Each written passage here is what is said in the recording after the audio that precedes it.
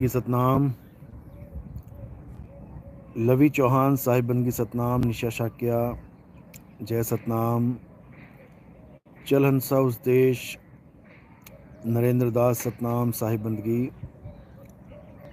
Technical Devananda Satnam Sahib बंदगी,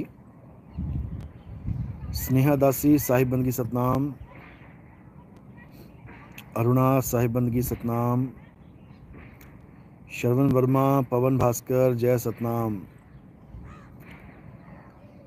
अरुणा दरवेशी अंकुर दास सतनाम साहिब बंदगी, आशा बहन साहिब बंदगी सतनाम, वरुण भल्ला साहिब बंदगी सतनाम, उषा शर्मा, देवीलाल, भगवती राजपूत, पिंकी पासी जय सतनाम, जयवती शर्मा जय सतनाम, सुनिधि पाठक साहिब बंदगी सतनाम, जय बंदी छोड़ती।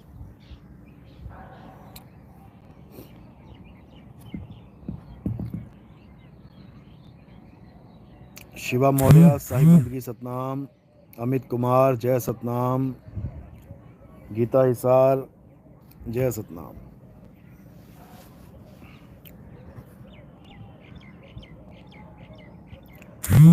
नथु सिंह सतनाम, वैशाली विश्वकर्मा सतनाम सतनाम, सुनिंद्र कुमार महेश साहिब बंदगी,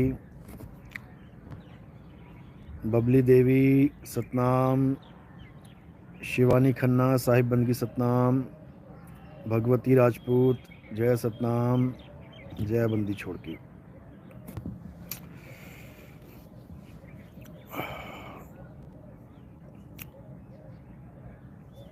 तो आज का टॉपिक बहुत गंभीर है, क्योंकि अभी मैं बनारस में ही था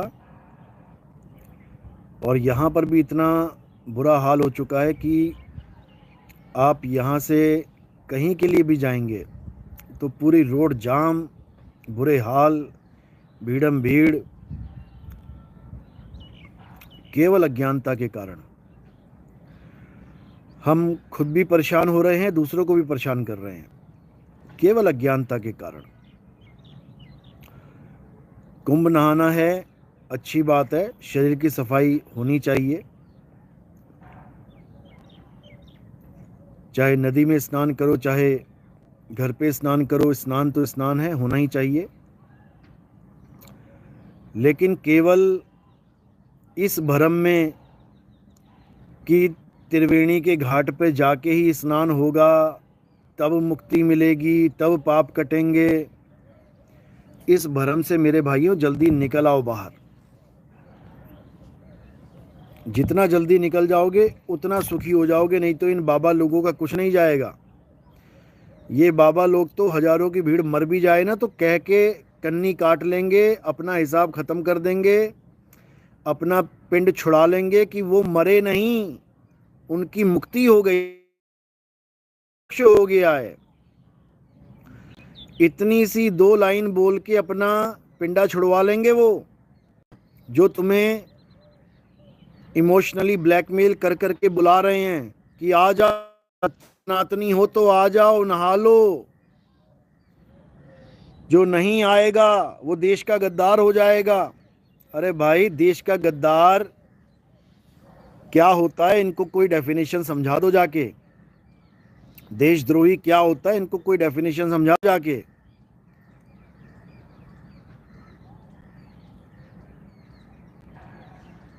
बुरा हाल किया हुआ है भक्तों का ऐसे लोगों ने।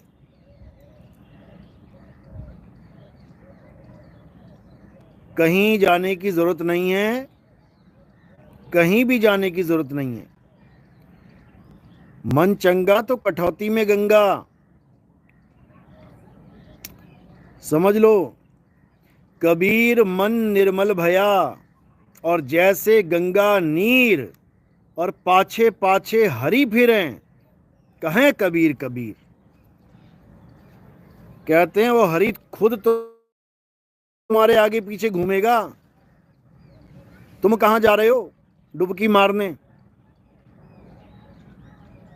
लेकिन नहीं समझ में आ रहा, इतने नादान क्यों बन जाते हो, मुझे समझ में नहीं आता है। जिसकी दुकान है वो तो आवाज लगाएगा, आ जाओ आ जाओ आ जाओ, उसका तो काम ही यही है। लेकिन कम से कम ग्राहक को तो सोच विचार के आगे बढ़ना चाहिए।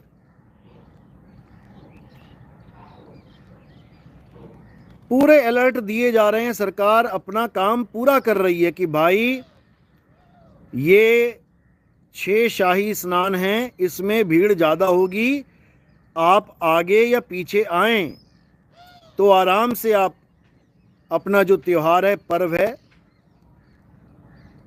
उसको आप अच्छे से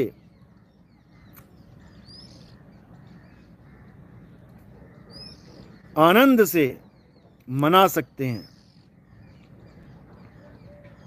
लेकिन नहीं समझ में आ रहा, महाराज जी को शाही स्नान चाहिए। हफ्ता हफ्ता घर में नहाता ना हो, कभी बास मारती हो 4-4 फुट से, लेकिन महाराज जी को शाही स्नान चाहिए। ले ले शाही स्नान।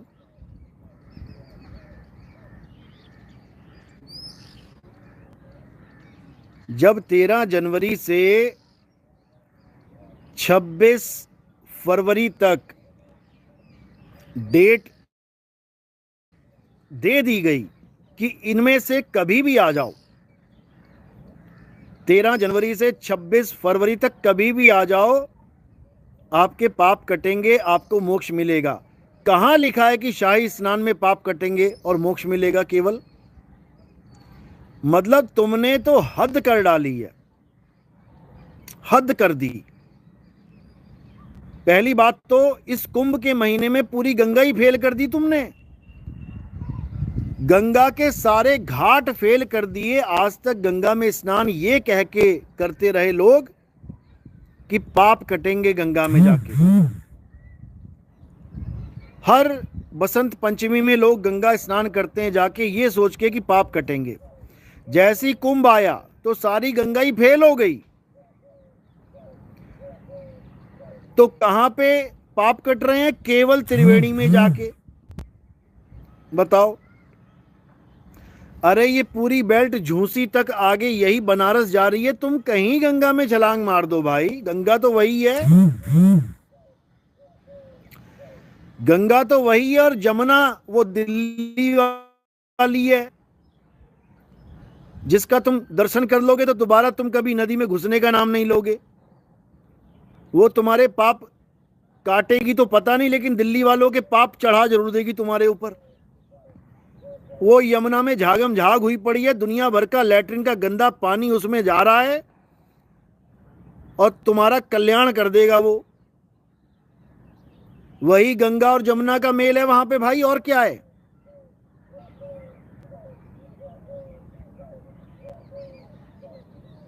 कमाल कर दी।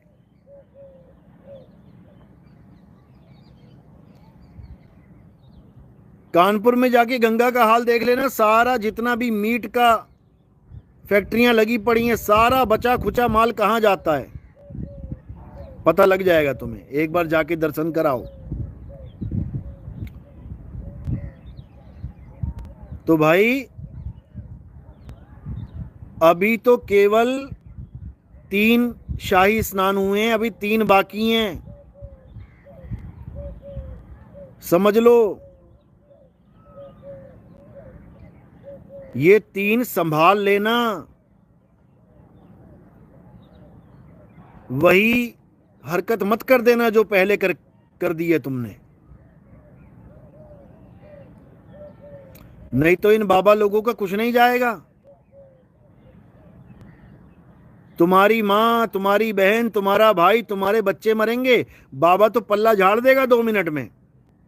जो लोगों का भविष्य बताता फिरता है पर्चे भर भर के, वो ये नहीं बता पाया कितनी बड़ी त्रासदी होने वाली है, वो ये नहीं बता पाया कि क्या कांड होने वाला है वहां पे।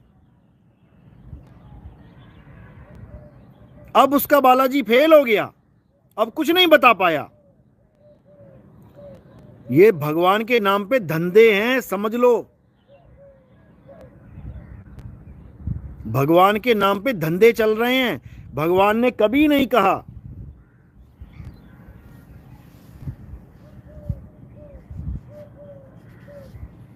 कि तुम मेरे नाम पे मंदिर बनाओ।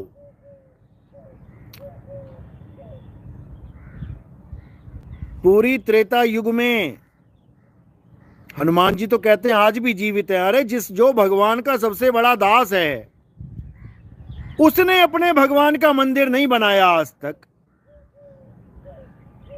दिखा दो कहीं हनुमान जी ने मंदिर बनाया हो श्री रामचंद्र जी का। जो भगवान राम का सबसे बड़ा दास है, जिसका मुकाबला कोई कर ही नहीं सकता, अरे वो मंदिर नहीं बना रहा है।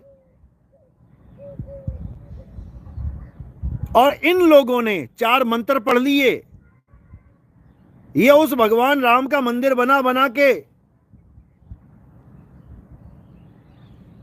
समझ लो।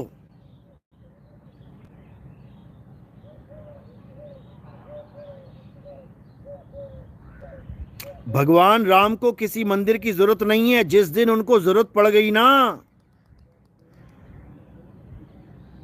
वो सीधे हनुमान से बोलेंगे।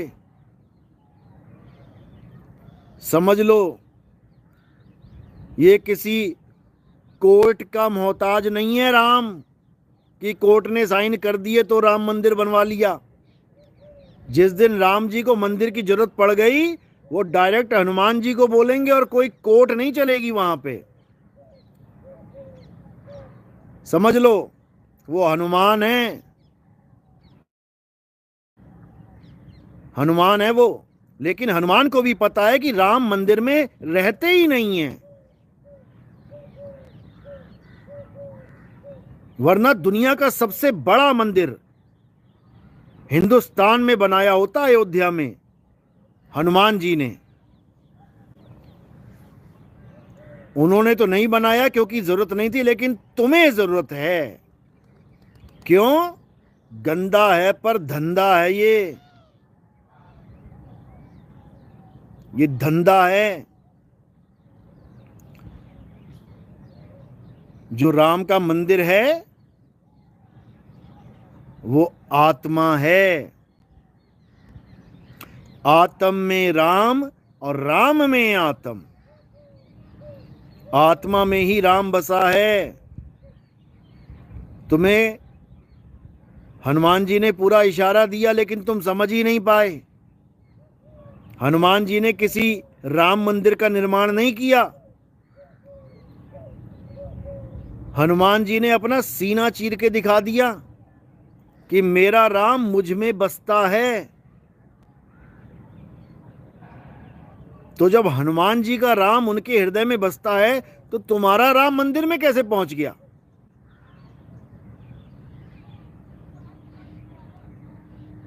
समझ लो, ये कुंभ और कुछ नहीं, ये कुंभ तुम्हारी काया ही है। काया रूपी कुंभ में स्नान करना है। जल में कुंभ, कुंभ में जल है, बाहर भीतर पानी, और फूटा कुंभ जल जल ही समाया, बूझे बिरला ज्ञानी। ये काया रूपी कुंभ है, इसमें जल है, जीव रूपी जल। बाहर समुंदर है, भीतर बूंद रूपी जल है, जीव है। समझ लो। अब क्या करना है? उस बूंद को समुद्र में मिलाना है। फूटा कुंभ जल जल ही समाया। बस इतना सा काम है। अगर ये काम कर दिया तो तुम्हारा जन्म मरण से चक्कर खत्म। ये जन्म सफल होने से कोई रोक नहीं सकता। लेकिन अज्ञानी गंगा के किनारे कुंभ फुड़वा रहे हैं अपना। ये काया रूपी कुंभ गंगा के किनारे फुड़वा दिया उन्होंने।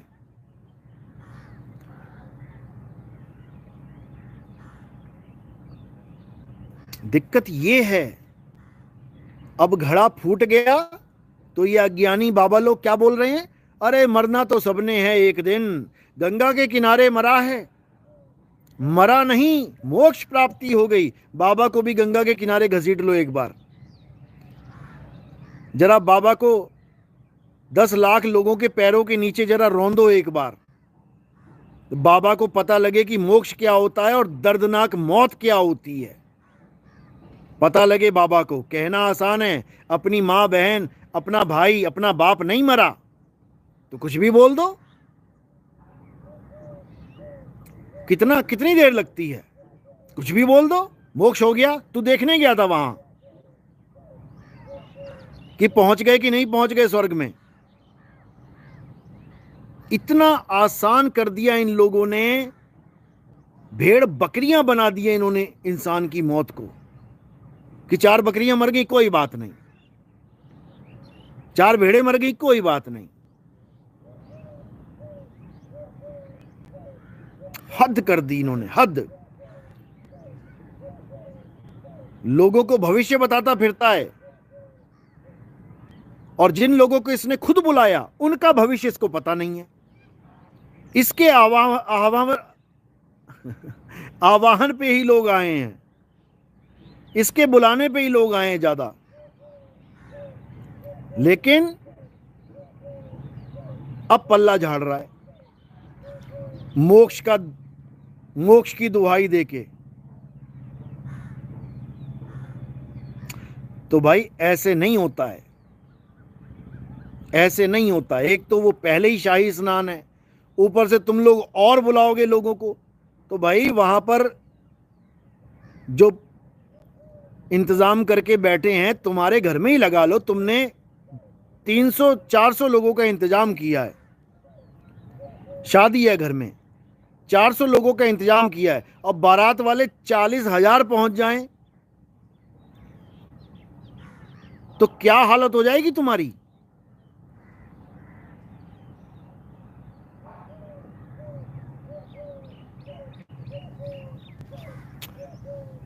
अरे ठीक है, खुली डुली जगह है, लेकिन इतनी खुली थोड़ी नहीं है कि पूरा भारत ही आ जाए एक ही बार में वहां पे।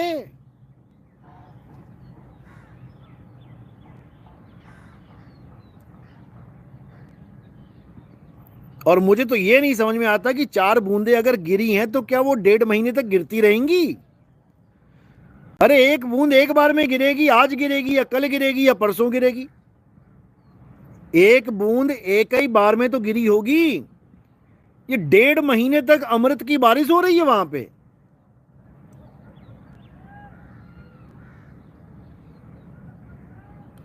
डेढ़ महीने तक वो अमृत की बूंदी गिर रही है क्या वहां पे।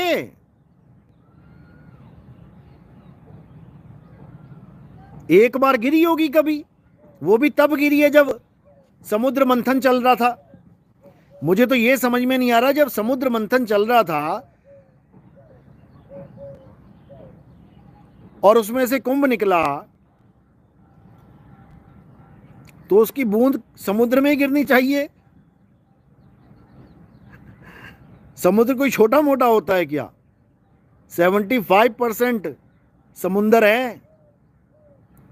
चलो गिर भी गई बाहर, कोई बात नहीं, मान लिया। कई बाबा तो कहते हैं केवल 2 बूंदें गिरी हैं अमृत की, अब कईयों ने 4 बना दी। चलो ठीक है, 4 बूंदें भी गिर गई, वो 2 बूंदों से कहते हैं लहसुन और प्याज पैदा हो गया। यही शास्त्र पढ़ पढ़ के ज्ञान ले रखा है। कौन गया वहां पे देखने कहां गिरी बूंद, कौन सी गली कौन से मोहल्ले में गिरी। आज अगर एक छोटी सी चीज गिर जाए तो हमें समझ में आ जाता है, सैटेलाइट से पता लग सकता है, ढूंढने से पता लग सकता है कहां गिरी है। अब वो बूंद कहीं गिरी, कहीं भी गिरी तो एक ही जगह पे गिरी होगी ना भाई, किसी गली किसी मोहल्ले में, और तब गिरी है, अब थोड़ी नहीं गिर रही है कि अभी भी समुद्र मंथन चल रहा है आसमान में और तुम वहां बूंद लेने के लिए जा रहे हो पपीहे की तरह पीहू पीहू करते कि बूंद गिरेगी तो मेरी प्यास बुझेगी। ऐसा नहीं होता है।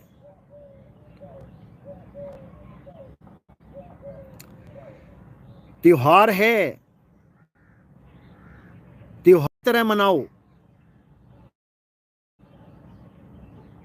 मारामारी मत करो। किसी की मां, किसी की बहन, किसी के बच्चे दब दब के मर गए तुम लोगों की वजह से। भीड़ बढ़ाने गए वहां पे, अरे एक एक आदमी खड़ा हो जाए तो लाइन में, गंगा एक ही है, एक ही गंगा, ऐसा नहीं कि 10 किलोमीटर दूर जाके वो गंगा नहीं रहेगी। 10 किलोमीटर तक जहां पर भी तुम्हें गंगा मिले वहां नहा लो भाई, क्या दिक्कत है।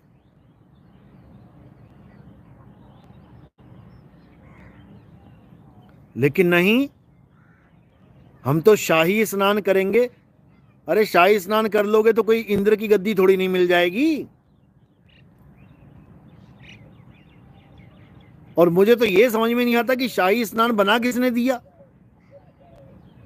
जब बूंद गिरी होगी तब उनको पता भी नहीं होगा कि इस बूंद के चक्कर में शाही स्नान भी होंगे।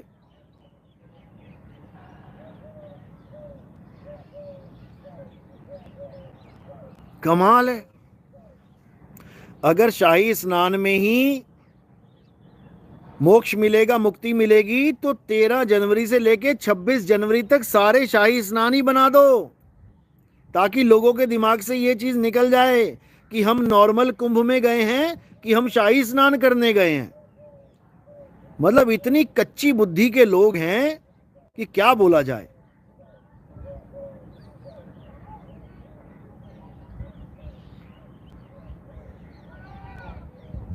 इतना बुरा हाल है। अभी कोई बोलने वाला मिल जाए ना कि रात में 12 बजे से 1 बजे तक अगर आप गंगा में आओगे केवल तभी मुक्ति मिलेगी, बस ये 12 से 1 वाले ही चालू हो जाएंगे। फिर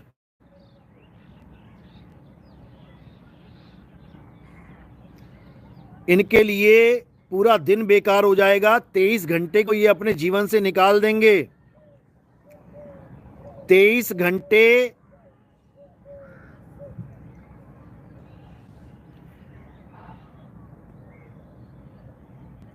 23 घंटे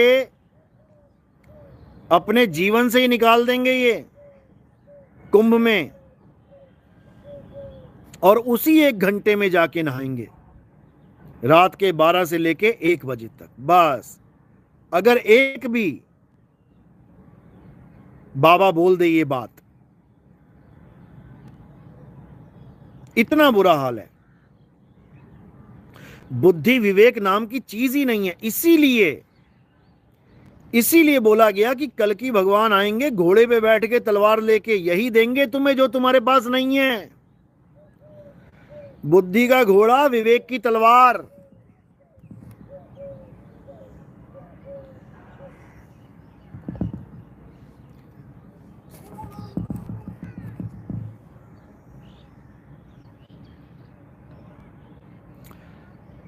इसीलिए कल की भगवान की बात करी है कि वो घोड़े पे बैठ के आएंगे, तलवार, नंगी तलवार लेके आएंगे। इसीलिए बोला गया क्योंकि तुम्हारी बुद्धि को जंग लग गया है और विवेक की तलवार तुम्हारी बेड़ा गर्क हो गया है विवेक का। इसी विवेक को जगाने और बुद्धि के घोड़े दौड़ाने के लिए वो आएंगे। वो तुम्हारी गर्दनें काटने के लिए नहीं आएंगे कि लोग कह रहे हैं कल की भगवान ज्ञान देने नहीं आएंगे, आर्या पार का युद्ध करने आएंगे। तुम्हें ही काटेंगे सबसे पहले, वो जो तुम लोगों ने पाखंड फैला रखा है। पहले तुम्हारा ही नंबर लगाएंगे अगर वो काटने आए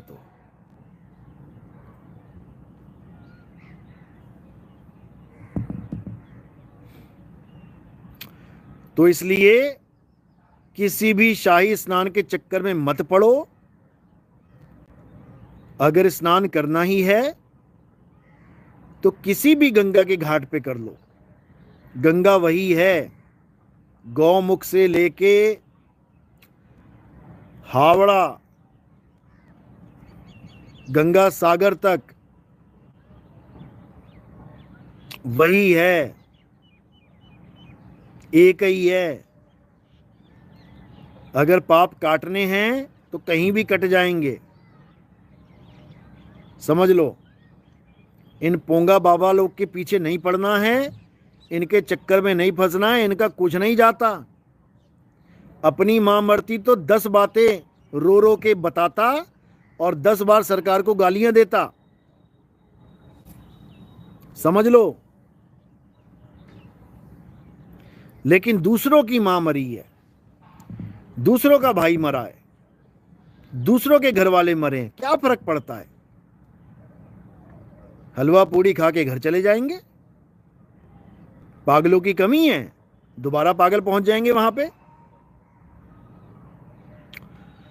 तो इन चक्करों में बिल्कुल नहीं पड़ना है। कोई शाही स्नान नहीं होता है, फिर समझ लो कोई शाही स्नान नाम की चीज ही नहीं है। स्नान स्नान है, गंगा स्नान है, कुंभ स्नान है। शाही स्नान कहां से आ गया? शाही तो वहां लगाया जाता है जहां राजा महाराजा स्नान कर रहे हैं।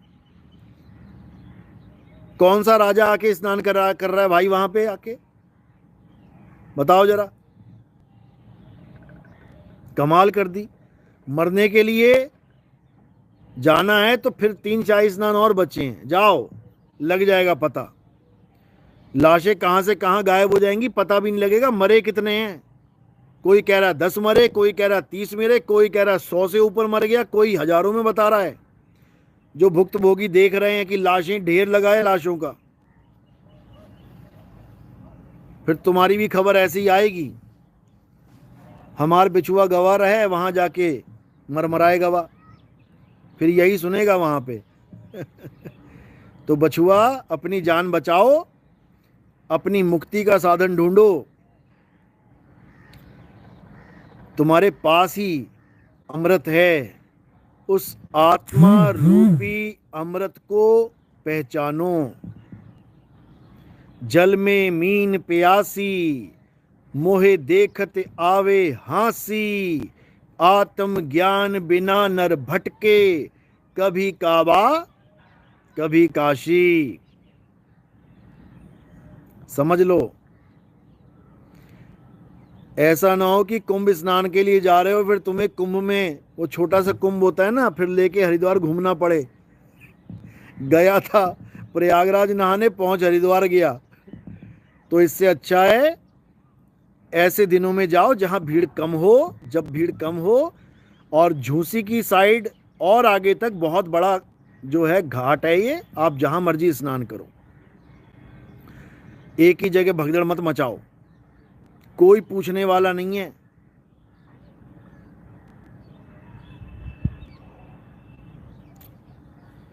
कोई हालचाल नहीं पूछेगा। यूट्यूब खोल के देखो क्या कह रहे हैं लोग, पता लग जाएगा।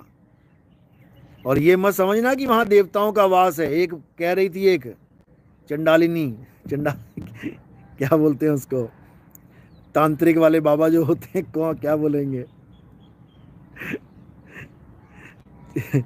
चंडाल की पूजा करते हैं वो लोग ज्यादा, शमशान घाट वाट पे जाके। अघोरी, अघोरी। कह रही यहां पर देवी देवता आए हुए हैं, सारे देवी देवता यहां पे स्नान कर रहे हैं। बता कहां गए तुम्हारे देवी देवता भाई? एक ने ना बचाया यहां पे किसी को। अरे देवी देवता तुम्हारे घट में वास करते हैं, तुम्हारे घट में, तेरे घट में बसे भगवान, तू बाहर क्या ढूंढे। देवी देवता का भी अगर आपने भक्ति करनी है, यादगारी करनी है, नाम जपना है, तो घट में विराजमान है, कमलों में, हमारे कमलों में बैठे हैं वो। कमलों से ही पैदा हुए हैं सब। ब्रह्मा जी कहां से कब पैदा हुए हैं? विष्णु जी के नाभि कमल से। तो फिर नाभि कमल क्या गंगा घाट या जमुना घाट पे रखा है? नाभि कमल, तुम्हारी नाभि में जो कमल है, वहां से नीचे उतरो तो एक कमल और है जहां ब्रह्मा जी बैठे हैं, स्वादिष्टान चक्र कहते हैं उसे। समझो, विष्णु जी के बाद ब्रह्मा जी की उत्पत्ति हुई है, समझो। तो तुम्हारे अंदर वो सारे कमल हैं जहां देवता बैठे हैं। कौन से कमल पे कौन सा देवता बैठा है मैंने हजारों बार बताया है, समझ लो एक बार फिर से।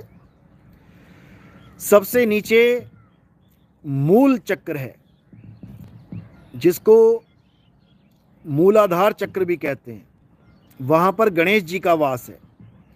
मूलाधार चक्र पे गणेश जी का क्या कार्य है? तुम्हारे शरीर का जितना भी मल है वो शरीर से बाहर निकालना, ये कार्य गणेश जी का है। यानी तुम सुबह उठ के सबसे पहला काम जो करते हो वो काम गणेश जी से ही रिलेटेड है। क्या करते हो? गोबर करते हो। इसीलिए गोबर का गणेश भी बनाया जाता है। सांकेतिक ज्ञान है ये। गोबर गणेश इसीलिए बनाया जाता है क्योंकि उनका स्थान तुम्हारे मूलाधार चक्र पे है, गुदा चक्र पे। ये गणेश जी का काम है, फाटक खोलना, फाटक बंद करना। किसी को कब्ज हो जाए और बाबा रामदेव के पास पहुंच जाए तो बाबा रामदेव भी क्या करवाएंगे? गणेश क्रिया करवाएंगे। गणेश क्रिया क्या होती है? गणेश क्रिया, गणेश क्रिया होती है तेल में उंगली डाल के, गुदा के अंदर डाल के उंगली को क्लॉकवाइज और एंटी क्लॉकवाइज घुमा के बड़ी आंत की सफाई की जाती है। समझ लो।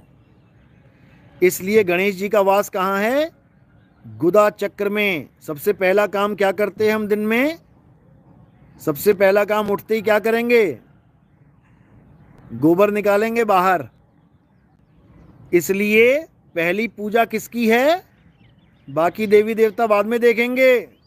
सबसे पहले प्रथम पूजा गणेश जी की बोली गई है। यही है, यही है वो। उस चक्र के ऊपर क्या है? उसके ऊपर ब्रह्मा जी का वास है, यानी स्वादिष्ठान चक्र। अब ब्रह्मा जी क्या कर रहे हैं वहां पे? ब्रह्मा जी का कार्य है संसार की, जगत की उत्पत्ति करना। कैसे करते हैं? हर गर्भ में बीज डाल के करते हैं। हर गर्भ में बीज डालना ब्रह्मा जी का काम है। चाहे कोई हिंदू, चाहे कोई मुस्लिम, चाहे कोई सिख, चाहे कोई ईसाई, कोई भी हो, ब्रह्मा जी का काम है सृष्टि करना। सृष्टि कोई अल्लाह नहीं बना रहा है। ये दुनिया इतने बच्चे पैदा हो रहे हैं, अल्लाह नहीं पैदा कर रहा है। पैदा करने की ड्यूटी किसकी है? ब्रह्मा जी की। ब्रह्मा पैदा करते हैं, विष्णु पालन करते हैं, शंकर जी संहार करते हैं। कैसे करते हैं? पूरा समझ लो अच्छे से। ब्रह्मा जी गर्भ में बीज डालते हैं, जैसे हम खेती बाड़ी के लिए बीज डालते हैं। सबसे पहले बीज ही डाला जाएगा तभी फसल उगेगी। तो ब्रह्मा स्वाद चक्र पे बैठे हैं, जहां हमारा लिंग है वहां पर ब्रह्मा का वास है, ब्रह्मा और सावित्री का। तो सारी दुनिया के बच्चे कहां? गर्भ में ही पैदा हो रहे हैं। यही सृष्टि है, यही सृष्टि है। जो पिंडे सो ब्रह्मंडे, जिन खोजा तिन पाया। तो ब्रह्मा जी ने अपना कार्य पूरा किया। अब क्या होगा? अब विष्णु जी का कार्य शुरू हो जाएगा, क्योंकि गर्भ में जो बच्चा ठहर गया, अब उसके लिए खाना पीना, उसके जीवन को कैसे 9 महीने रखेंगे भाई उसको। तो क्या करते हैं विष्णु जी? माँ के गर्भ में ही बच्चे की नाभि से एक पाइप लगा देते हैं। माँ के गर्भ में बच्चे को माँ से कनेक्ट कर देते हैं पाइप के थ्रू।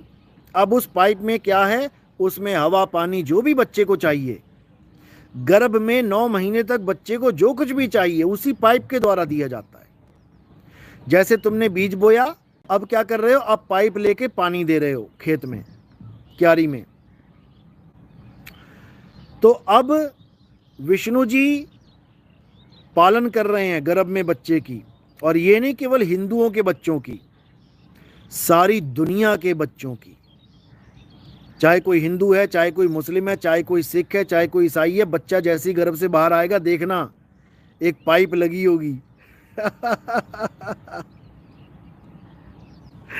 वो पाइप लगाना ही विष्णु जी का कार्य है, यानी सतोगुण का कार्य है। ब्रह्मा जी कौन है? रजोगुण। विष्णु जी क्या हैं? सतोगुण। और शंकर जी क्या हैं? तमोगुण। तो विष्णु जी ने अपना कार्य पूरा किया, 9 महीने बच्चे की नाभि तक, यानी पेट तक, नाभि से पेट जुड़ा है ना आगे, खाने पीने की सामग्री पहुंचा दी। अब जैसे ही बच्चा बाहर आया, अब पाइप तो है नहीं, अब कैसे बच्चा खाएगा पिएगा? तो अब मुंह के द्वारा जाना वही है मामला जहां पाइप लगी थी। तो वो खा पी के कहाँ जा रहा है? पेट में। अब उसका जो सत निकालना है, कहते हैं ना सत, यानी ये सेब का सत है। सत का मतलब कंसंट्रेटेड, सत, अर्क, अर्क को सत भी कहते हैं। तो सतोगुण का क्या कार्य है कि जितना भी भोजन आपने किया है उसका सत निकालेगा वो, उसमें से अच्छी अच्छी मेन चीजें निकाल लेगा जो चाहिए, और बाकी क्या करेंगे? बाकी गणेश जी को फॉरवर्ड कर देंगे कि गणेश जी इसको निकालो, ये मल है, ये मल है, निकालो इसे। ये है विष्णु जी का कार्य। अब शंकर जी का क्या कार्य है? उसी नाभि से थोड़ा सा और ऊपर उठेंगे तो वहां पे हृदय चक्र है। अब हृदय चक्र पे किसका वास है? शंकर जी का वास है। अब उनका क्या काम है? उनका काम है संहार करने का। जब तक शंकर जी संहार ना कर दें तब तक डॉक्टर भी तुम्हें सर्टिफिकेट नहीं दे सकता, डेथ सर्टिफिकेट। तुम कितना ही मांगते रहो अपने पिताजी का डेथ सर्टिफिकेट, लेकिन धड़कन चल रही है, आईसीयू में है, धड़कन चल रही है, डॉक्टर सर्टिफिकेट नहीं देगा।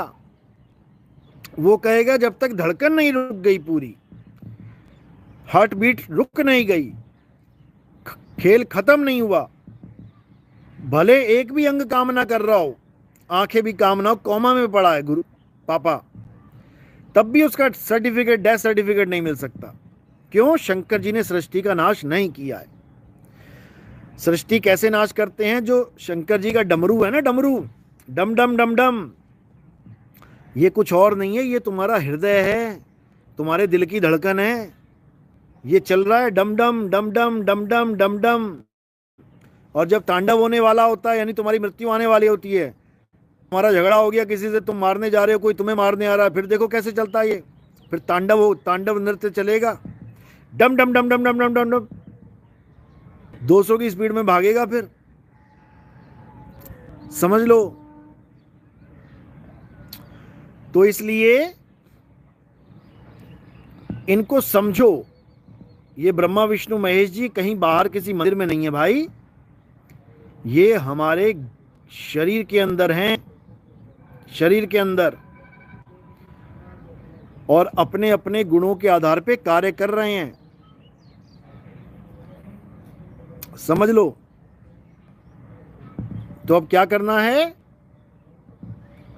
अब इनको समझना है। बहुत दौड़ लिए मंदिरों के चक्कर में, अब इनको समझना है कि आखिर ये हैं क्या और कैसे कार्य करते हैं। हृदय चक्र के ऊपर क्या है? कंठ चक्र। कंठ चक्र में किसका वास है? कंठ चक्र में माया का वास है। किसका? कहते हैं ना कंठ बसो शारदा माई, तो शारदा माँ कह लो, अष्टांगी कह लो, महामाया कह लो, एक ही बात है। यानी तीनों से ऊपर ब्रह्मा जी, विष्णु जी, महेश जी से ऊपर कौन बैठा है? माया बैठी है।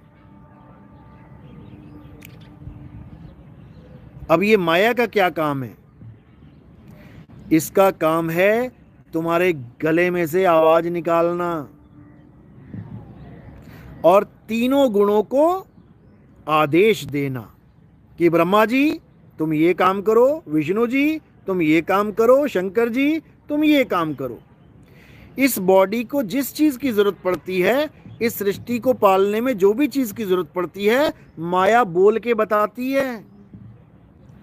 जैसे इस शरीर को पानी की जरूरत पड़ी, अब ना ब्रह्मा जी बोल पाएंगे और ना विष्णु जी बोल पाएंगे और ना शंकर जी बोल पाएंगे, ना गणेश बोल पाएंगे। कौन बोलेगा? ये माया बोलेगी। अरे भाई एक गिलास पानी दे दो। तो ये कौन बोल रहा है?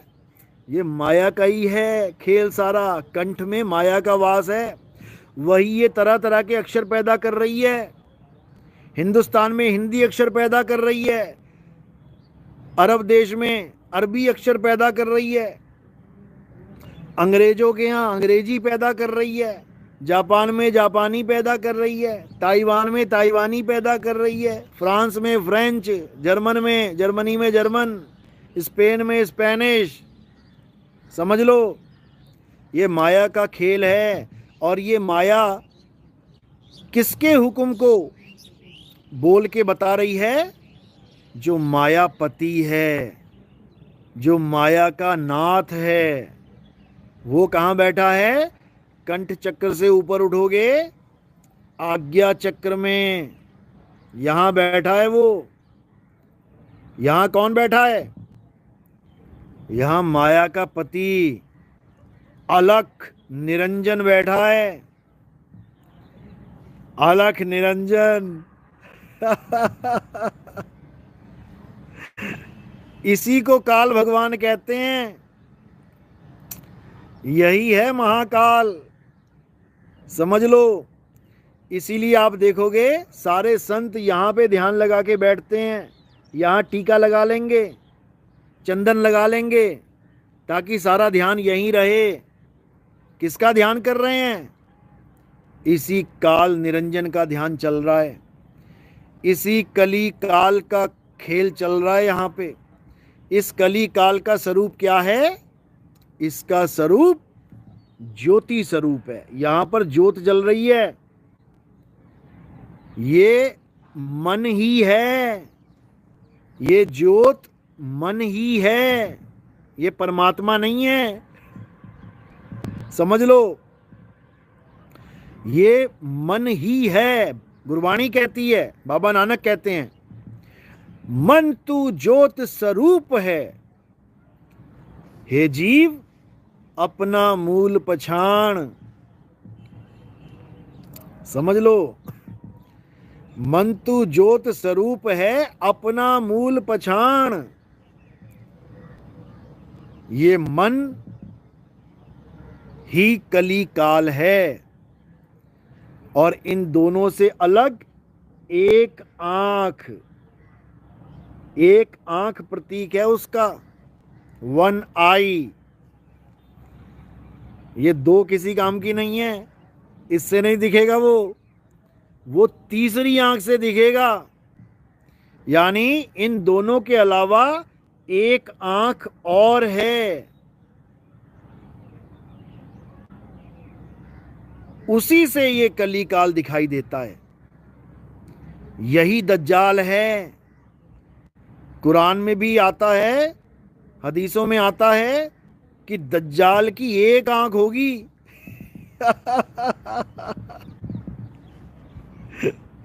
सबकी दो आंखें हैं, पर दज्जाल की एक आंख क्यों होगी? क्योंकि इस भेद को मुसलमान भी नहीं जानते कि दज्जाल की एक आंख क्यों होगी। ये एक आंख इसी आंख की तरफ इशारा है कि दज्जाल ने एक थर्ड आई का ज्ञान दे रखा है लोगों को। आप देखोगे थर्ड आई वाले बहुत से बाबा मिलेंगे आपको। ये थर्ड आई और कुछ नहीं है, ये दज्जाल का दर्शन है। इसी दर्शन में सारे षट दर्शनी उलझे पड़े हैं। इसी दर्शन में साहिब ने समझाया कि मन ही स्वरूपी ज्योत निरंजन तुम्हें राखे भरमाई हो, ए हंसा तू अमर देश का पड़ा कालवश आई हो। अरे तू काल के चक्कर में पड़ गया है। ये क्या करता है मन? ये त्रिकुटी में बैठा है, यहां पे और जैसे ही जीव यहां ध्यान लगाता है तो क्या करता है, ये दर्शन दे देता है अपने। जिस शक्ल में तुम्हें चाहिए भगवान, ये उसी शक्ल को धारण कर लेगा।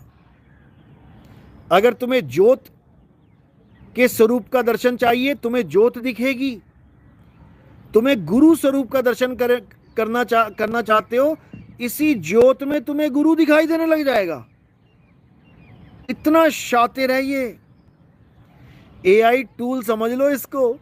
तुम कैसी फोटो बनाना चाहते हो, बस तू बता सही, अभी 2 मिनट में ले तेरे सामने है। इतना खतरनाक है ये। इसीलिए बोला है, मन से बड़ा बहरूपी ना कोई। बहरूपी क्या होता है? बहरूपी क्या होता है? गीता में बचपन से सुनते आ रहे हैं लेकिन समझ नहीं पा रहे हैं। मन से बड़ा बहरूपी ना कोई, क्या बोला है? बहरूपी यानी इसके बहुत सारे रूप हैं। इतने रूप हैं तुम गिन नहीं सकते। इतने रूप लेके बैठा है ये। पल पल रचता स्वांग निराले। इतना खतरनाक है ये। और सारे बाबा, सारे जोगी जंगम, सारे सेवड़े सन्यासी, सारे नागा जितने भी हैं, वैष्णव पंथी, ये पंथी, वो पंथी, ये गुरुजी, वो गुरुजी, फलाना ढिकाना, जितने गुरुजी हैं, ये सब इसी के गुलाम हैं। ये सब इसी के गुलाम हैं। इसी निरंजन की गुलामी कर रहे हैं ये सब, इसी निरंजन की गुलामी। लेकिन साहिब समझाते हैं, साधो निरंजन जाल पसारा। तगड़ा जाल बुन दिया भाई, तगड़ा जाल बुन दिया निरंजन ने। अब निकल के दिखाओ तुम। नहीं निकल पाओगे। इतने बंधन लगा दिए इसने कि हालत खराब कर दी सबकी। बहुबंधन में बांधिया एक बेचारा जीव, और केवल छूटे आपने जो न छुड़ाए पीव। तो यहां पर वो बैठा है जो सारी दुनिया को हुक्म दे रहा है, और सारी दुनिया उसके हुक्म को मान रही है, फॉलो कर रही है। समझ लो, तुम भी उसी के गुलाम हो बैठे हो। सुबह से लेके रात तक उसी की गुलामी करते हो। कैसे करते हो? सुबह तुम्हें कोई उठाना चाह रहा है, उठ जाओ उठ जाओ, वो 10 बार बोल देगा, नहीं उठोगे। कब उठोगे? जब मन एक बार बोल देगा। और अगर मन ने बोल दिया ना नहीं उठना है, तो बोल बोल के चला जाएगा वो उठाने वाला। लेकिन तुम उठ नहीं सकते। क्यों? मन नहीं कर रहा है। मन नहीं कर रहा है कि उठ जाऊं। तो सो रहे हैं। एकदम मन करेगा, उठो, कॉलेज जाना है, उठो, ऑफिस जाना है। मन ने बोला, एकदम उठ गए, हाँ जाना है भाई, जाना है। उसके बाद जैसे ही वॉशरूम में गए, अब कौन सा साबुन लगा के नहाओगे? जो तुम्हारे मन को सबसे पसंद है वही खरीद के लेके आओगे मार्केट से। समझ लेना। अब मम्मी पूछेंगी चाय बनाऊं या कॉफी? अब मन से पूछा जा रहा है, हाँ भाई मन भाई, चाय मंगाई जाए कॉफी? अब मन क्या कर रहा है? कॉफी पीते हैं आज, मम्मी कॉफी ले आना। समझे? ये कली काल एक एक को नचा रहा है, एक एक को। एक भी नहीं बचा है इसके जाल से। समझ लो, एक भी नहीं बचा। अब नहा धो के बाहर निकले, 50 कपड़े पड़े हैं अलमारी में, कौन से उठा के पहनोगे? सारे तुम्हारे ही हैं, पड़ोसियों के नहीं है। कौन सा पहनोगे? जो आज मन कर रहा है पहनने का, वही निकाल के पहन लोगे। समझ लो, कहीं फिल्म लगी है, अगर मन को पसंद है तभी जाओगे फिल्म देखने, और मन को पसंद नहीं है ना तो 3 घंटे तुम बैठ नहीं सकते वहां पे, उठ के निकल आओगे। क्या हुआ भैया, तू उठ के जा रहा है? अरे मन ही नहीं कर रहा देखने का। समझ लो, एक एक चीज इस दुनिया में मन ही करवा रहा है, छोटी से छोटी और बड़ी से बड़ी चीज ये मन ही करवा रहा है। और तुम्हें इत्तू सा भी आभास नहीं होने दे रहा है कि तुम किसी के गुलाम हो। तुम्हें लग रहा है अरे मैं कहा, मैं तो राजा हूं, मैं तो ये हूं, मैं तो वो हूं। समझ लो, तुम गुलाम बने पड़े हो, गुलाम। समझ लो।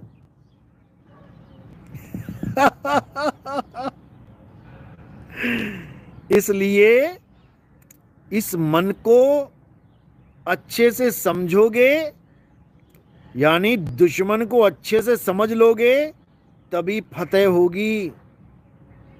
अब तुम्हें दुश्मन ही नहीं पता तो गोली किसे मारोगे? जब तुम्हें पता ही नहीं है कि दुश्मन कौन है तो तुम मारोगे किसे? समझ लो। तो इसी मन से, मन रूपी काल से, इस कली काल से बचाने के लिए कल की अवतार को आना पड़ेगा। और कोई नहीं जानता इस मन के भेद को, कोई नहीं जानता। बड़े बड़े बाबे बैठे हैं यहां पे, बड़े बड़े बाबा इस मन के खेल को नहीं समझ पाए।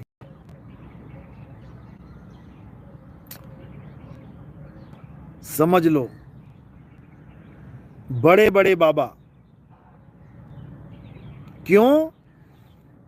क्योंकि आत्म अनुभव नहीं हुआ कभी। आत्म अनुभव अगर नहीं हुआ तो कोई नहीं बच सकता, एक भी नहीं बच सकता। इसीलिए कबीर साहब ने आत्म ज्ञान पे जोर दिया। आत्म ज्ञान बिना नर भटके। और कई निकम्मे ऐसे आ गए हैं जो कहते हैं आत्मा का ज्ञान हो जाने पर भी मुक्ति नहीं होती। तो कैसे होती है? परमात्मा का ज्ञान, यानी आत्मा से आगे जाके परमात्मा मिलेगा। अच्छा। और कबीर साहब कह रहे हैं तेरा साईं तुझ में है, और जाग सके तो जाग। बताओ, कबीर साहब की वाणी को भी झूठा सिद्ध करने में लगे हुए निकम्मे। कबीर पंथियों का ये हाल है। अरे भाई, आत्म ज्ञान बिना नर भटके, तो कबीर साहब यहां क्यों नहीं बोले कि परमात्म ज्ञान बिना नर भटके? उन्होंने कहा जब लग ना चीनोगे आत्म, तब लग ना मिली है परमात्म। समझ लो, यानी तुम अपनी आत्मा में रमण करो, अपनी आत्मा में सिद्ध हो जाओ, आत्म सिद्ध हो जाओ, 101% परमात्मा मिलेगा। क्योंकि परमात्मा कोई आदमी नहीं है कि आत्मा को मिलने आ रहा है कोई आदमी, मैं आत्मा तू परमात्मा, ऐसा नहीं है।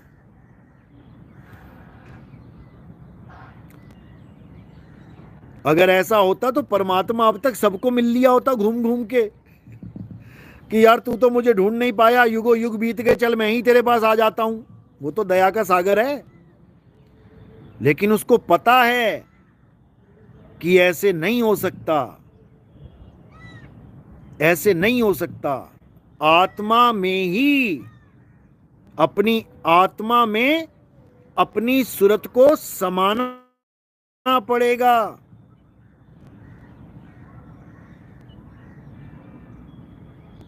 समझ लो, हालत खराब हो जाएगी नहीं तो। अच्छे से।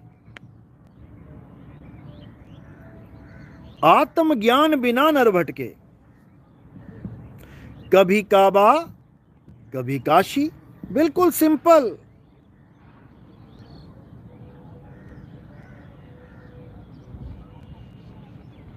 यानी अपनी आत्मा को जानो और अपनी आत्मा में रमण करो। दूध में घी है, दूध के पार नहीं है घी। तिल में तेल है, तिल के पार नहीं है तेल। कौन समझाए इन अकल के अंधों को? आंखों के अंधे नहीं बोला इसलिए क्योंकि दो आंखें हैं इनकी। और आंखें भी क्या बोलूं, एक बार कहीं गया था ये, वो बेचारा जंगल में भटक गया, धुंध ज्यादा थी, जाना था गांव की तरफ, पहुंच गया जंगल की तरफ, फिर वहां जाके रोने लग गया। उसके बाद हमारे किसी भगत साधु को फोन कर रहा है, मुझे निकालो यहां से, मैं फंस गया। अरे तो परमात्मा को क्यों नहीं तूने फोन कर दिया? तेरे पास तो परमात्मा है, तू फिर आत्मा को फोन कर रहा है। अभी इसे कुएं में कोई फेंक दे, अब ये परमात्मा को नहीं बुलाएगा, ये आत्मा को कहेगा, अरे भैया कोई निकाल दो मुझे। अरे तू परमात्मा को बोल ना, बोल परमात्मा को निकाले, फिर आत्मा को आवाजें मारेगा। ऐसा निकम्मा है ये। कबीर साहब इसी को समझा रहे हैं, यही बता रहे हैं वो कि आत्म ज्ञान बिना नर भटके, कभी कावा कभी काशी, और जल में मीन प्यासी, मोह देखते आवे हासी। समझ लो, लेकिन नहीं समझ में आएगा। तो इसीलिए इन सारे जो भी तुम्हारे शरीर में वास कर रहे हैं, कौन लोग हैं? ये 5 लोग हैं मेन फैमिली। और एक कौन है? इन 5 से अलग एक पुत्र बना दिया गया। और बना भी कैसे? मैल से। किससे बना है? गणेश जी किससे बनाए गए थे? गणेश जी को कैसे बनाया गया था? मैल से। समझ लो, सांकेतिक ज्ञान बता रहा हूं तुम्हें।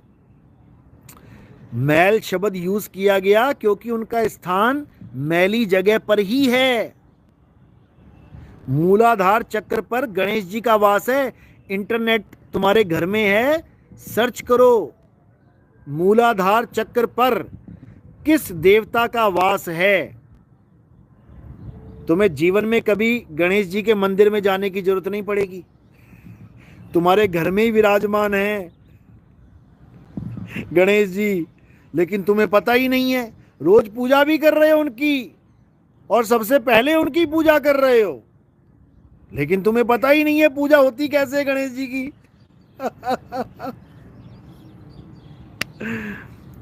तो ये है काया का भेद।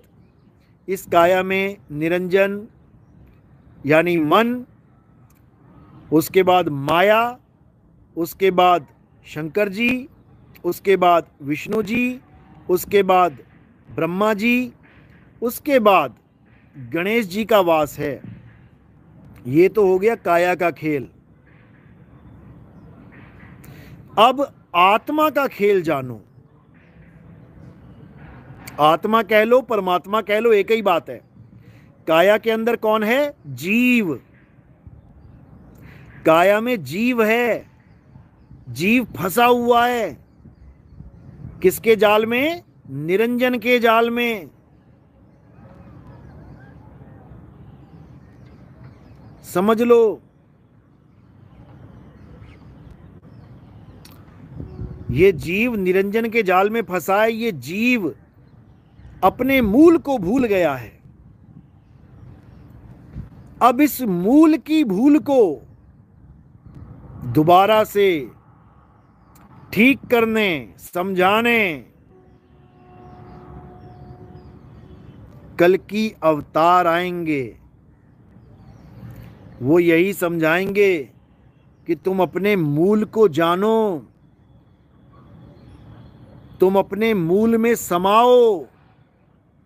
सुरत समाए शब्द में, वाह को काल ना खाए। और जाप मरे, अजपा मरे, अनहद भी मर जाए। ये जितने जाप करने वाले गुरु बैठे हैं, ये खुद भी मरेंगे, तुम्हें भी मरवाएंगे।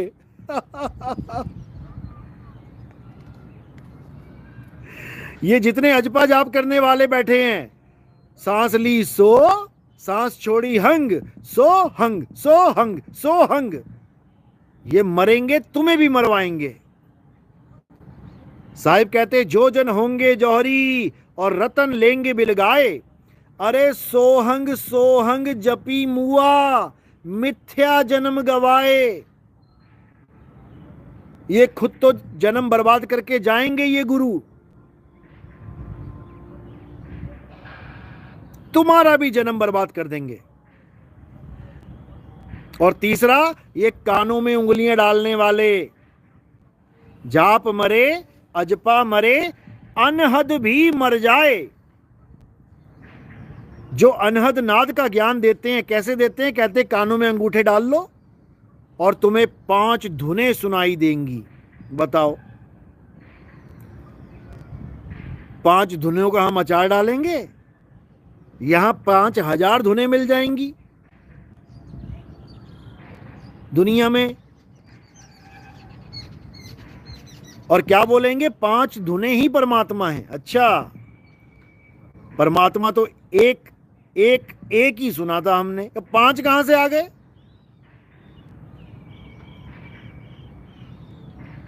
ये 5 परमात्मा लेके बैठे हैं। फिर कहते हैं नहीं, परमात्मा तो एक है, शब्द तो एक है, लेकिन वो शब्द बदल जाता है। अरे भाई, जो चीज बदल जाती है वही माया है।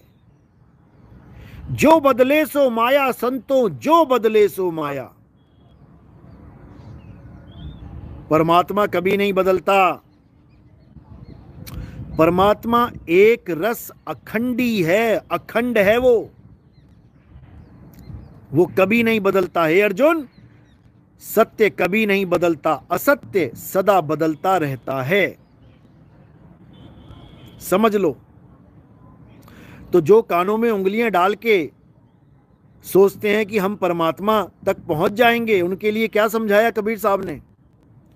अरे अनहद बाजा जम का थाना, पांचों तत्व करे घमसाना। अनहद बाजा विधि विधि बाजे, और सार शब्द न्यारी धुन गाजे। दोनों का अलग अलग खेल समझा दिया। अनहद बाजा जम का थाना, यही काल भगवान का सबसे बड़ा जाल है। अनहद बाजा जम का थाना, पांचों तत्व करे घमसाना। ये जो 5 शब्द की धुनें आ रही हैं, ये इन्हीं 5 तत्वों की आवाजें हैं। ये भी मरेंगी, तुम्हें भी मरवाएंगी। जैसे ही शरीर ठंडा होगा खत्म हो जाएंगी, क्योंकि तत्वों की धुनें हैं। 5 तत्वों की 5 धुनें हैं।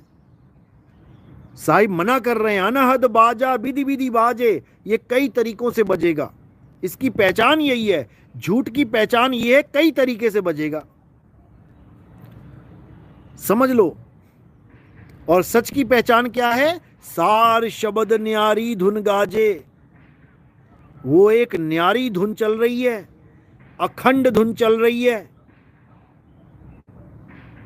उसमें कोई बदलाव नहीं होगा। वो एक रस अखंड है। समझ लो।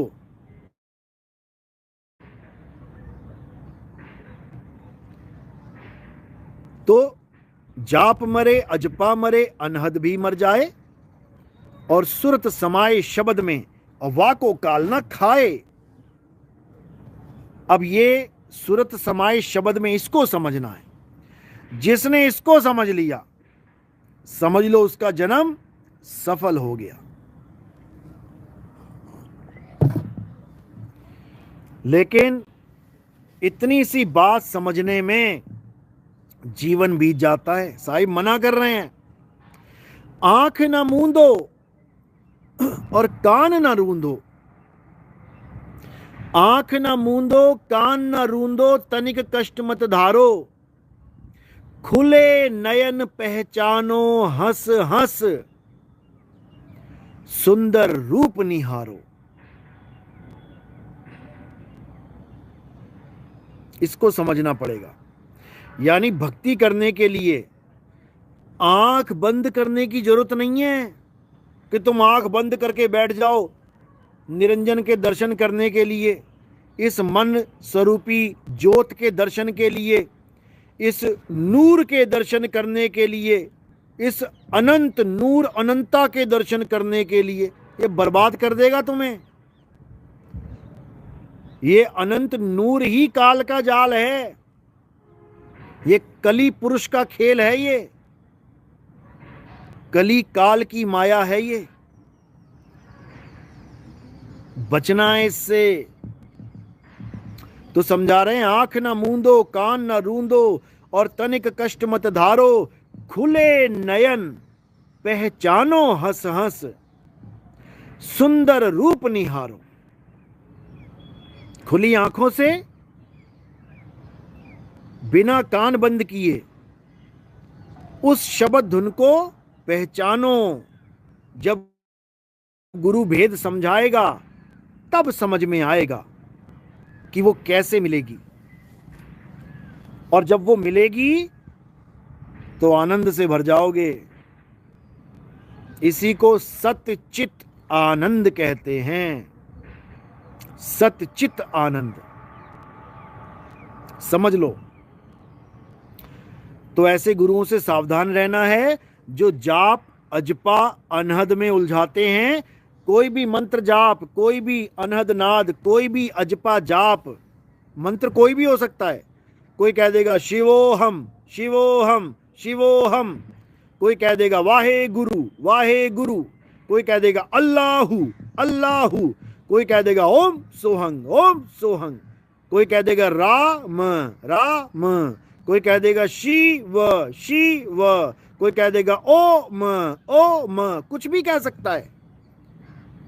कबीर पंथियों में चले जाओगे, वो कह देंगे सतगुरु सतनाम सतगुरु सतनाम, या फिर सतनाम को तोड़ देंगे। सांस लिया सत, छोड़ा नाम, सत नाम सत नाम। कई ऐसे बैठे हैं जो कह देंगे मैं तू मैं तू मैं तू। कई ऐसे बैठेंगे जो कह देंगे आ ऊ आ ऊ आ ऊ। ये सब अज्ञानी है। ये सब अज्ञानी है। भीड़ लगी पड़ी है, भंडार भरे पड़े हैं ऐसे गुरुओं के, खासकर भारत देश में, जो तुम्हें अजपा जाप से जोड़ देंगे, श्वासों से जोड़ देंगे। आती जाती श्वासों को ही देखते रहो। महात्मा बुद्ध का भी जितना भी पंथ चल रहा है, इसी में अटके पड़े हैं सारे, श्वासों में अटके पड़े हैं सारे। आती जाती श्वास को देखते रहो, बन जाओगे तुम महात्मा। बताओ। अरे श्वास को नहीं देखना है, खुद को जानना है। कोई दीवार में एलईडी लगा देता है, लाल एलईडी लगा देगा दीवार में, कहेगा देखते रहो देखते रहो देखते रहो। उसको देखने के बाद क्या होगा? जब एक एक घंटा देखोगे, उसके बाद तुम जिधर भी देखोगे तुम्हें वो प्रकाश दिखाई देगा, एलईडी का ज्योति स्वरूप प्रकाश, और तुम्हें लगेगा वाह मुझे तो परमात्मा के दर्शन हो रहे हैं। अरे तुम सूरज की तरफ देख लो 1 मिनट के लिए, सूरज की तरफ देखो, उसके बाद 1 मिनट के बाद, 1 मिनट तो तुम देख भी नहीं पाओगे, तुम 10 सेकंड देख लो। दोपहर में सूरज को 10 सेकंड भी नहीं देख पाओगे खुली आंखों से। अरे तुम 5 सेकंड देख लेना, उसके बाद तुम जिधर मुंह घुमाओगे तुम्हें सूरज दिखाई देगा, तुम्हें उसका प्रकाश दिखाई देगा। इसका मतलब ये नहीं कि तुम्हें परमात्मा मिल गया, समझ लो। मेरी आवाज आ रही है?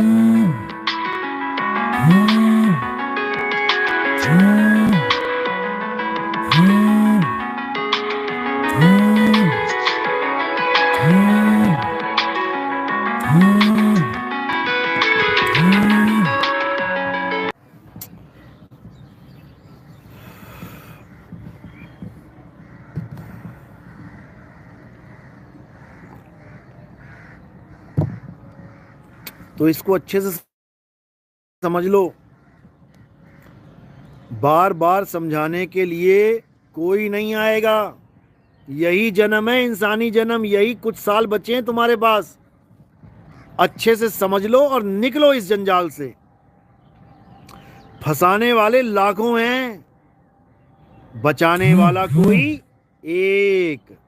अब तुमने समझना है बस कि कौन फंसा रहा है और कौन बचा रहा है।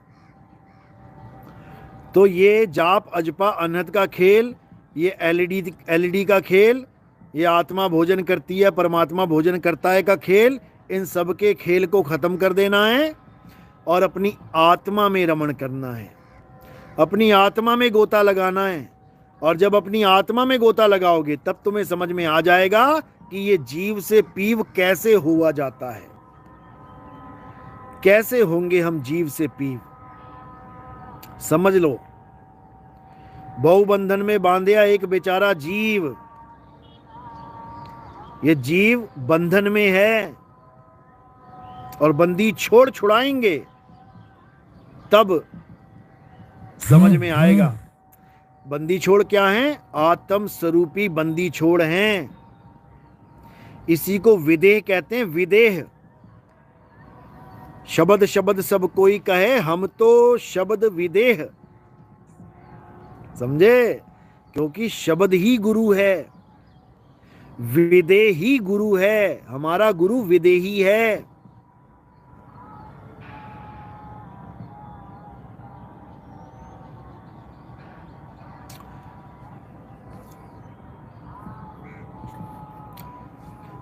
तो आत्मा परमात्मा का खेल इस काया से न्यारा है। काया से न्यारा रहे, इससे न्यारे हो जाना है।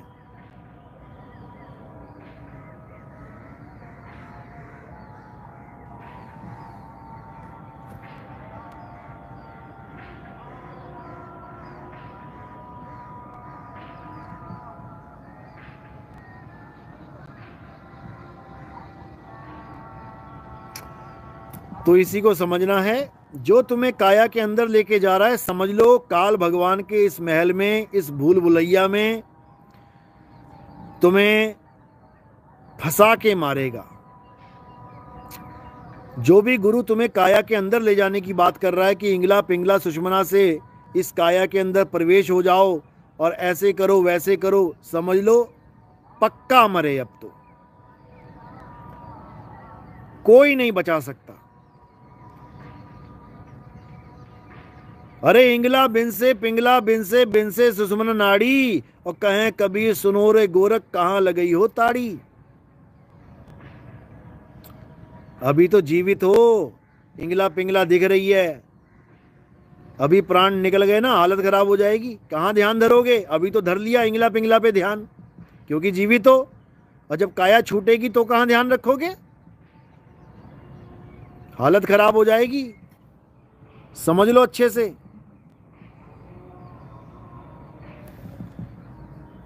तो जब तक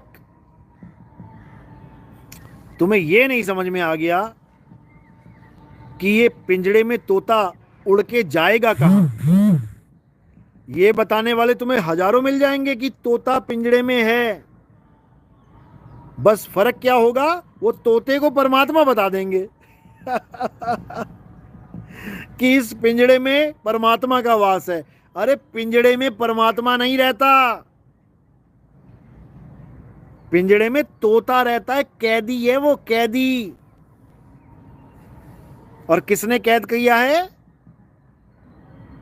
इस काल निरंजन ने। समझ लो।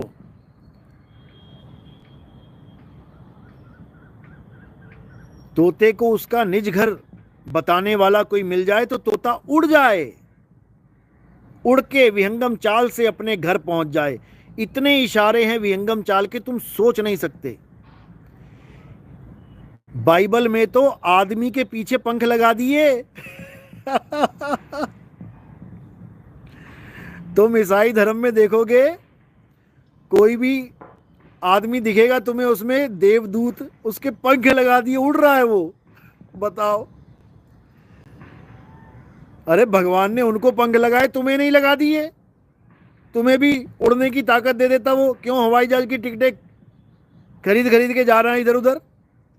जब भगवान ने उन इंसानों के पंख लगा दिए जो तुम्हें बाइबल में दिखाई जाते हैं, कोई परियां दिखा रहे हैं,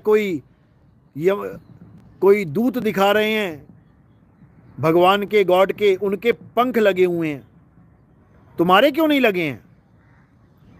वो इशारा है कि भगवान तक पहुंचना है तो पंख लगाने पड़ेंगे, और गुरु लगाएगा तुम्हें पंख। गुरु तुम्हें पंख लगाने ही आया है, समझ लो। गुरु का काम नाम जपवाना नहीं है, गुरु का काम पंख लगाना है। तुम्हारे पंख लगा देगा गुरु, तुम्हें विहंगम चाल दे देगा गुरु। विहंगम चाल यानी उड़ के जाओगे मालिक के पास, काल पकड़ नहीं पाएगा तुम्हें। इसीलिए साहिब कह रहे हैं, शब्द विहंगम चाल हमारी। गुरु अपनी चाल देने आता है। शब्द विहंगम चाल हमारी, कहे कबीर सतगुर दई तारी, खुले कपाट शब्द झनकारी। खुले कपाट शब्द झनकारी। अब इस आत्मा को भोजन कराने वाले से कोई पूछना कि खुले कपाट शब्द झनकारी, तो ये कौन सा कपाट है और ये कौन सा शब्द है? ये आत्मा का शब्द है या परमात्मा का शब्द है? बस इतना पूछना इस निकम्मे से, इसकी बोलती बंद हो जाएगी। कोई हैरे परले पार का, जो भेद कहे झनकार का। इस निकम्मे से पूछना, दो झनकार हैं क्या? आत्मा की झनकार अलग है, परमात्मा की झनकार अलग है? पूछना इससे अगर कोई कांटेक्ट में है तो, क्योंकि ऐसे ही निकम्मों ने हमारे पंथ को बदनाम कर रखा है, कबीर पंथ को बदनाम कर रखा है। ऐसे ही लोगों ने, जिनको अनुभव ज्ञान नहीं है, ऐसे ही लोगों ने जो केवल वाणियों को तोड़ते मरोड़ते हैं, ऐसे ही लोगों को अकल देनी है। अगर कहीं प्रोग्राम करने जाए तो इससे पूछना, या इसके कोई आश्रम में जाता है तो उससे पूछना, सबके सामने पूछना, तब तो समझ में आएगा कि किसी को अज्ञान देने का नतीजा क्या होता है। ज्ञानी बन के बैठे हैं महाराज, तो अच्छे से समझ लो, आत्मा भोजन नहीं करती है। भोजन कौन करता है? ये काया भोजन करती है। काया भोजन करती भी है और बचा हुआ पेट से निकालती भी है। अब आत्मा कहां से भोजन करेगी, कहां से निकालेगी, इससे यही पूछ लेना कोई। तो ऐसे निकम्मों को अच्छे से समझाना है।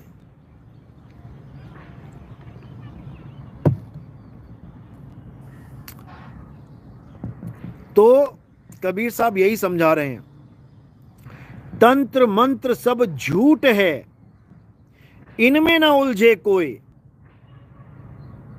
और सार शब्द जाने बिना कागा हंस ना होए। समझ लो,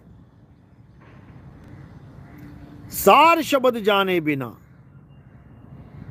कागा हंस ना होए। कौवा हंस नहीं बन सकता। जब तक हम अपने आप को देही मान रहे हैं, कौवे की स्थिति में हैं, कौवे बने पड़े हैं सारे। और जब अपने असली स्वरूप को जान लेंगे, सार शब्द को जान लेंगे, तो हंसा बनने में देर नहीं लगेगी। अज्ञानता में हम अपने आप को काया मान बैठे हैं, हम काया है नहीं, समझ लो। नितिन दास को तुम ये शरीर मत मान लेना कभी गलती से,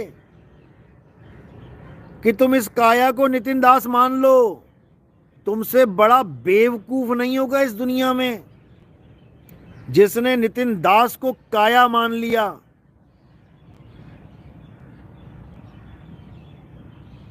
और अगर मुझे जानना है कि मैं क्या हूं तो पहले खुद को जानो। जब तुम खुद को जानोगे तब तुम पहचान पाओगे कि नितिन दास है कौन।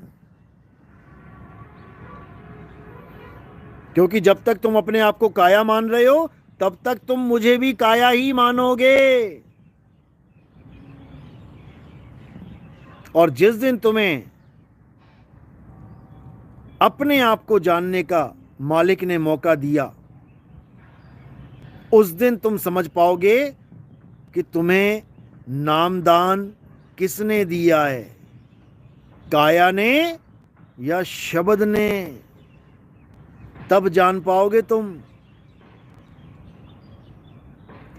कि शब्द गुरु क्यों कहा जाता है। तब तुम्हें पता लगेगा कि तुम्हारा गुरु देह है या शब्द है। अभी नहीं समझ में आएगा। क्यों? क्योंकि माया का चश्मा चढ़ा हुआ है आंखों पे। माया काया ही दिखाती है, आत्मा नहीं दिखा सकती। समझ लो, समझ लो।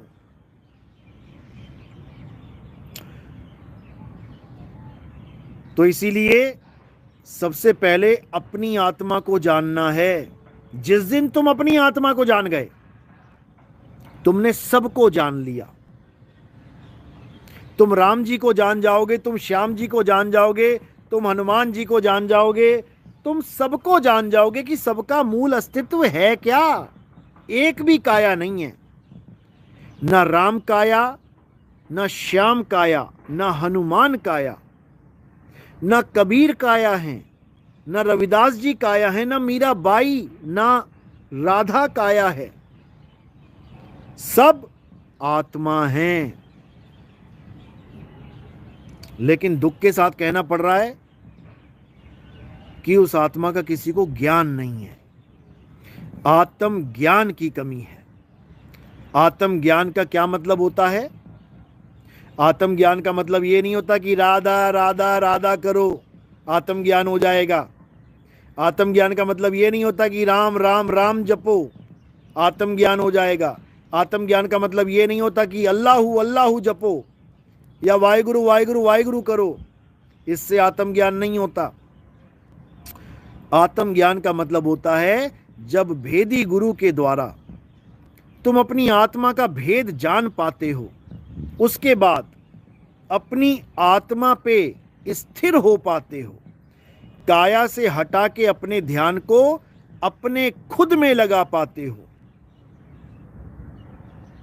जब खुद में लगाओगे तभी खुद में आओगे, और जब खुद में आ जाओगे तो खुदा को पा जाओगे। खुद में आ इज इक्वल टू खुदा। समझ लो, वो अल्लाह तुम्हारे अंदर विराजमान है, काया के अंदर नहीं, शरीर में नहीं आता अल्लाह। ये ईसाई लोग यही मानते हैं कि बॉडी में आया है भगवान, बॉडी में नहीं आता भगवान, वरना सेकंड कमिंग में आने के लिए भी उसको किसी मां के गर्भ की जरूरत पड़ेगी। अब सेकंड कमिंग में तुम्हें लग रहा है कि बिना मां के आ जाएंगे। अरे भाई, तो बिना मां के अगर आ सकते होते तो फर्स्ट कमिंग में ही आ जाते। जब वो इतने समर्थ हैं कि बिना मां के आ सकते हैं तो मां के गर्भ में जाने की जरूरत क्या थी? और तुम्हें लगता है कि ईसा मसीह स्वर्ग में बैठे हैं, राजा हैं, तो राजा बच्चा बन गया? राजा राजा होके आ जाता? नहीं समझ में आ रहा है।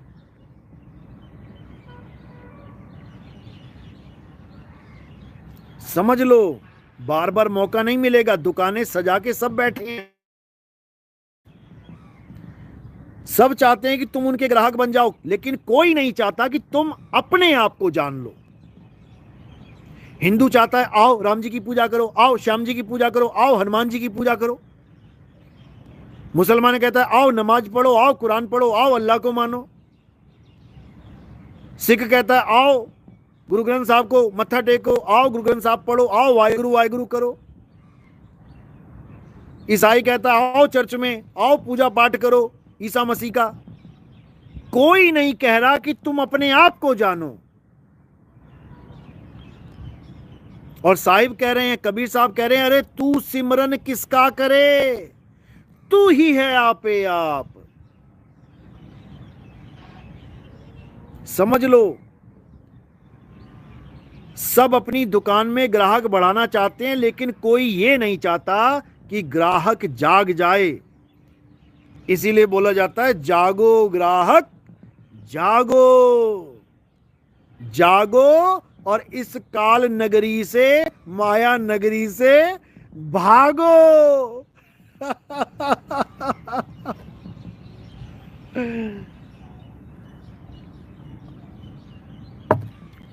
लेकिन अज्ञानी को यह बात समझ में नहीं आती। अज्ञानी कभी नहीं समझ सकता। अज्ञानी स्वर्ग और नरक में ही उलझा पड़ा है। इसीलिए साहिब को कहना पड़ा, अज्ञानी को स्वर्ग नरक है, अरे हरि जाने को नहीं। और जिस भव से सब लोग डरते हैं, सो भय हमरे नाही। समझ ले, हो समझ लोगे कल्याण हो जाएगा, नहीं तो 84 में घमासान हो जाएगा। शेर के साथ लड़ने की तैयारी कर लो, हिरण बनके शेरों का ही सामना होगा। समझ लो, 50-50 कुत्तों से बच के भागने का इंतजाम कर लो। जंगल में 50-50 कुत्ते भैंसे तक को पकड़ के उधेड़ देते हैं। तालाब से पानी पीने की प्रैक्टिस कर लो, जल्दी से मुंह डाल के जल्दी से निकल जाना। नहीं तो मामा बैठा है वहां पे मुंह खोल के। वो एक हिरन की वीडियो देखी ना, पानी तो पी रहा है लेकिन उसके पैर देखो एकदम भागने के लिए तैयार। और जैसे ही मामा आया, मामा यानी मगरमच्छ, एकदम तितर हो गया। पता ही नहीं लगा मगरमच्छ को कि यार यहाँ पे कुछ था भी। तो ये प्रैक्टिस कर लो, आजकल यूट्यूब में दिखा भी रहे हैं लड़के लोग, प्रैक्टिस कर रहे हैं। कोई पर्स छीनने की प्रैक्टिस कर रहा है, कोई गोलगप्पा छीनने की प्रैक्टिस कर रहा है। आगे बेटा प्रैक्टिस ही करनी पड़ेगी तुम्हें भी, याद रखना। और जहां चूके समझ लो वहीं तुम्हारी हालत खराब हो जाएगी, समझ लो। तो इसलिए जल्दी जल्दी गर्दन डाल के पानी पी के एक घूंट फिर गर्दन बाहर निकालने की प्रैक्टिस शुरू कर दो, शुरू कर दो। क्योंकि बकरी बन के, गाय बन के, भैंस बन के तालाब पे, नदी पे जाना ही पड़ेगा, हिरण बन के पानी पीना ही पड़ेगा। अभी से परफेक्ट हो जाओ। अभी से रेस लगानी शुरू कर दो। शेर तो नहीं मिलेगा, कुत्ते से ही लगा लेना, भागना तुम्हें ही पड़ेगा। कोई माता जी नहीं आएंगी बचाने, वहां शेरों वाली माता, वो शेर पे बैठी है, हिरण को बचाती नहीं है। याद रखो, शेर हिरण ही खाएगा और तुम ही बनोगे हिरण, ये भी याद रखो। तो मेरे भाई, विवेक को बढ़ाओ और आत्म ज्ञान में आओ। अभी तुम जो मर्जी हो, लेकिन आत्म ज्ञान में आओगे तो कल्कि की फौज कहलाओगे। समझ लो, समझ लो मेरी बात। बार बार बताने वाला नहीं मिलेगा। ये घंटियां बजाने वाले, ये शंख बजाने वाले, ये मृदंग बजाने वाले हजारों मिल जाएंगे, लेकिन आत्मा की ज्योत जगाने वाला कोई नहीं मिलेगा। समझ जाओ। चलो, तो आज का सत्संग यही समाप्त करते हैं और उम्मीद है कि अब शाही स्नान के चक्कर में नहीं पड़ोगे। ऐसा कोई शाही स्नान नहीं होता भाई, स्नान स्नान ही होता है। गंगा में जाओगे तो गंगा में ही जा रहे हो। शाही स्नान के दिन की कोई वो महागंगा नहीं बन जाएगी। समझ लो, वो एक नदी है, पवित्र नदी है, धार्मिक नदी है। उसमें पूजा पाठ की बची सामग्री मत फेंका करो, उसमें गंदगी मत डाला करो। वही असली पूजा है गंगा की। और आरतियां घुमा घुमा के, दिए जला जला के, ये पूजा नहीं है उसकी। समझ लो, नदियों को साफ रखोगे, यही असली पूजा है। और जो 2 तारीख को आ रहे हैं, वो 2 तारीख को पहुंच जाएं। 2 तारीख को ही प्रचार प्रसार किया जाएगा और भीड़ में जाने की गलती ना करें, वरना वहीं से चीखोगे बचाओ बचाओ बचाओ। बाहर ही पर्चे बांटने हैं। जो जाना चाहता है स्नान करने, कोई बात नहीं, नहाना कोई बुरी बात नहीं है, लेकिन भाव ये नहीं रखना है कि तुम्हारी मुक्ति हो जाएगी उससे। अगर गंगा में नहाने से मुक्ति होती तो सारी मछलियां, सारे मेंढक, सारे मगरमच्छ, सारे घड़ियाल, सारे मुक्त हो जाते। फिर इंसान की कोई जरूरत ही नहीं है, इंसान जन्म की कोई जरूरत ही नहीं रहती। फिर अगर पानी ही मुक्ति देता है तो वो 24 घंटे पानी में रहते हैं, गंगा के पानी में। तो इसलिए ये चीज़ें दिमाग से हटा दो। जिसने अमृत की बूंद पीनी थी पी ली, तुम्हारी अमृत की बूंद वहां पर नहीं है। तुम्हारी अमृत की बूंद तुम्हारे साथ है, साथ है। बाबा नानक समझा रहे हैं, नौ द्वार नहो दर फीके, रस अमृत 10वें चुईजे। वो अमृत की बूंद वो तुम्हारे पास है मेरे भाई, उसको जानो। चलो, तो आज का सत्संग यही समाप्त करते हैं। साहिब बंदगी सतनाम। जय बंदी छोड़ की, जय परमात्मा की।